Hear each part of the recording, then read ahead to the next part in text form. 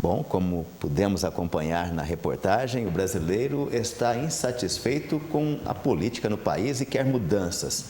Mas existe uma dificuldade e diferentes interesses nessas manifestações. E para falar deste tema, nós recebemos aqui no estúdio ao vivo o professor, mestre e sociólogo Rodrigo da Costa.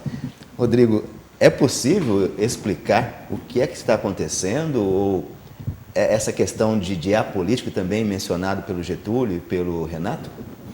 Bom, em primeiro lugar, bom dia a todos, bom dia ao pessoal de casa. Bom dia para quem vai nos ver amanhã, né, Rodrigo? Vai ver amanhã. Nessa câmera, certo? Certo, essa aqui. Bom, primeira coisa é a origem das manifestações, certo? Como surgiu uma coisa nesse momento, certo? Depois de tantos anos de insatisfação? Primeira coisa, acho que é uma pergunta que muita gente está se fazendo, é que a insatisfação ela sempre vai existir, certo? Em qualquer regime político existe insatisfação. A democracia, numa sociedade plural, você tem demandas dentro dela que ainda bem não são atendidas, certo? Mas esse momento recente, ele reflete um sentimento de esgotamento. Ele é um esgotamento do modelo político que predominou nos últimos 20, 40 anos. Certo? Agora, como refletir, então, que as manifestações, em muitos casos a gente acompanhou pelas grandes mídias aí, a questão de, durante o movimento, eles não quererem bandeiras partidárias.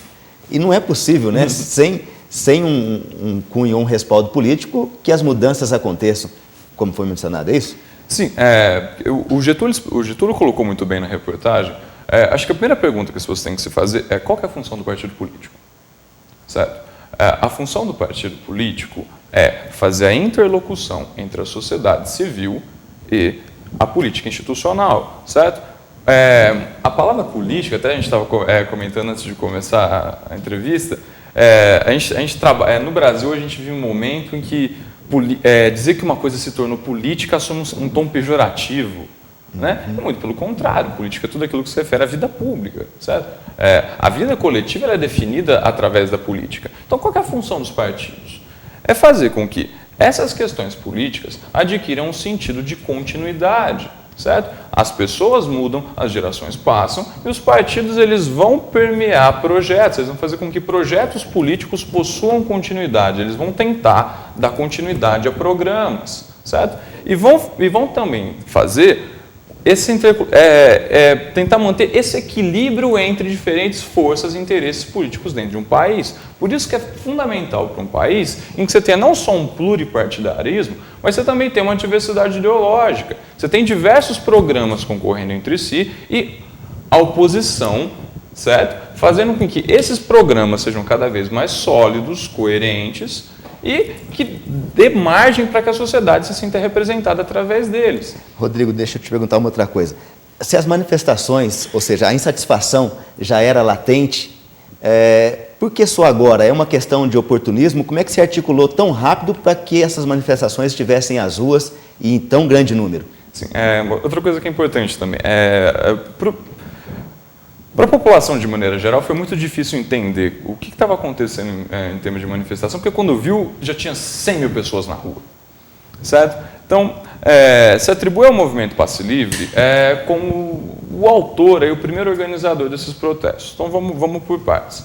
O movimento Passe Livre ele surgiu no Fórum Social Mundial em Porto Alegre em 2005, certo? Qual que é a proposta do movimento Passe Livre? É fazer uma democracia do século XXI.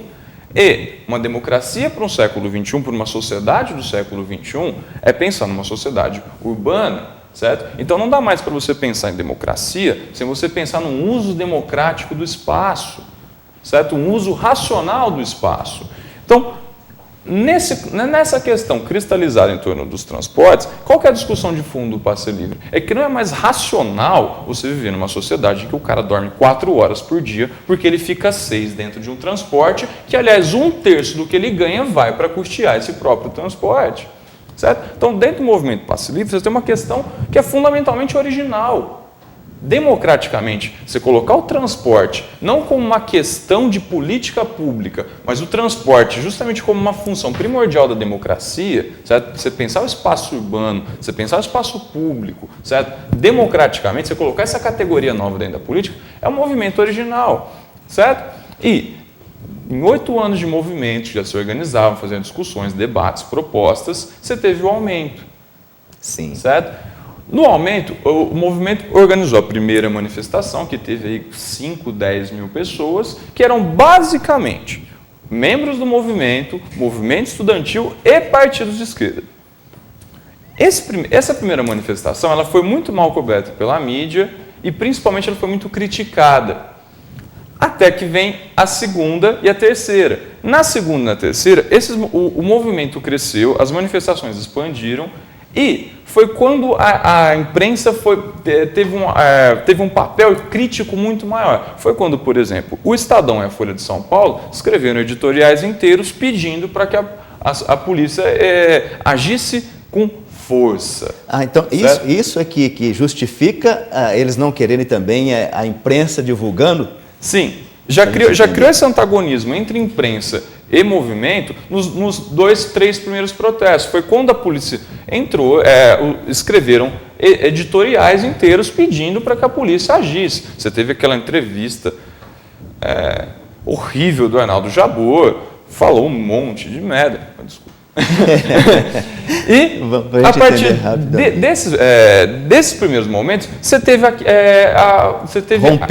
aquela quinta-feira que foi ali o limiar das passeatas.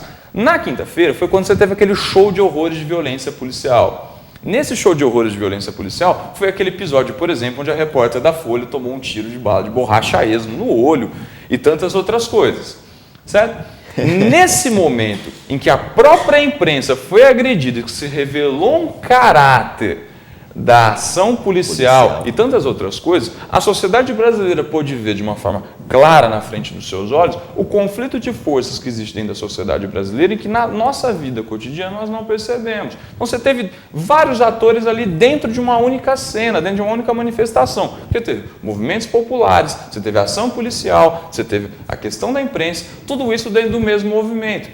Aí foi o mote, o gatilho para que tantos outros setores da sociedade passassem a tentar entender o que aquilo significava, mas também passaram a se reconhecer nisso de alguma forma. Perfeito. Não se reconhecer exatamente no protesto, mas se reconhecer na questão da insatisfação. Legitimidade do que estava se pedindo. Não se reconheceu na pauta especificamente, mas se reconheceu na imagem do cara que está lá enfrentando a polícia em defesa das suas ideias, certo? Porque a questão muito se discute essa questão do vandalismo e tantas outras coisas, mas a gente tem que pensar o que leva um cara que estuda, trabalha, pai de família, etc., a um determinado momento da sua vida, tá lá encarando de frente, de igual para igual, enraivecido, um policial. Ou você pensar no caso de Juazeiro do Norte, por exemplo, você ter 8, 10 mil pessoas, 7 horas na porta de um banco para linchar um prefeito. Você não pode colocar isso simplesmente na categoria crime, certo? É um fenômeno social muito mais complexo. Deixa eu te fazer uma outra pergunta nesse contexto. Esse protesto pode realmente trazer mudança, ou seja, conseguir dessa forma, pode realmente alcançar as mudanças pretendidas? Como eu comecei a falar, eu comecei um pouco nervoso, eu acho que no começo eu me compliquei um pouco. Esse momento eu vejo como uma passagem de paradigma político, certo? Muita gente tem olhado e tem dificuldade para analisar o fenômeno, porque, primeiro, você teve uma euforia muito grande com o movimento, pensando realmente na realização de uma utopia. Você vê, por exemplo, o brasileiro ignorando o futebol e se preocupando mais com protestos, com indignação, você teve a visão disso como a realização de uma grande utopia. Por outro lado, no desenrolar dos protestos, principalmente a partir da quarta, quinta, sexta passeata, você já teve uma frustração muito grande, aí você já teve a exacerbação de um nacionalismo opaco, você já teve esse movimento apartidário, antipolítico, você já teve uma frustração muito disso, você vê até nisso um germe de um certo totalitarismo, sim, certo? Você teve, por exemplo, o cara gritando sem violência, mas agredindo um militante porque ele portava a bandeira de um partido. Então, você tem, a questão para entender isso se a gente tentar olhar para isso e buscar uma causa, um movimento, uma ideia, a gente não vai entender nada. A questão é, tanto que deu origem, como os reflexos disso são parte do quê? Em primeiro lugar, você teve um esgotamento político das categorias políticas, das ideologias, dos partidos, dos grupos, que vem predominando no Brasil nos últimos 20 anos.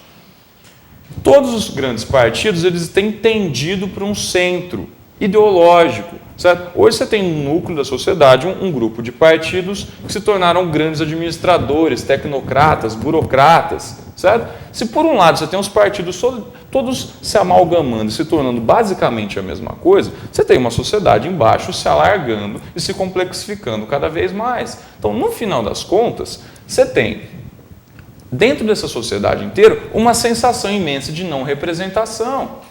Certo? Uma sociedade como um todo não se vê nos partidos. Então, o que você tem nesse momento? No Brasil, é o reflexo de um momento político global, que é todos os grandes regimes políticos do mundo, Ásia, Oriente Médio, Europa, América Latina, Estados Unidos, é uma tendência à repolarização da política. Rodrigo, a gente vai precisar encerrar. Eu gostaria que você sintetizasse aqui para a gente concluir. Do ponto de vista sociológico, a que isso vai levar, em rápidas palavras? Já dá até sequência ao meu próprio argumento. Então, a questão é, se você tem um esgotamento de um paradigma político, você tem um esgotamento do que você tinha por esquerda, por direita, por ideias, por propostas, por programas, o que esse movimento tende a gerar nesse momento não é um golpe ou não é uma nova revolução, mas esse momento tende a gerar as novas categorias políticas, o que será a nova esquerda, o que será a nova direita, certo? Quais serão as novas propostas. Podem ter certeza que realmente depois desse momento você vai emergir um novo conservadorismo no Brasil, da mesma forma que você vai ter um novo conceito de esquerda, um novo conceito de democracia, e esse momento ele não vai gerar nada, eu não acredito que gere algo de novo imediatamente, mas vai gerar um leque novo de propostas políticas que vai ser o que vai predominar, o que vão aí protagonizar o cenário político brasileiro nos próximos anos. Tá certo. Rodrigo, muito obrigado pela sua presença aqui, pelos esclarecimentos que nos prestou. Isso, obrigado a você.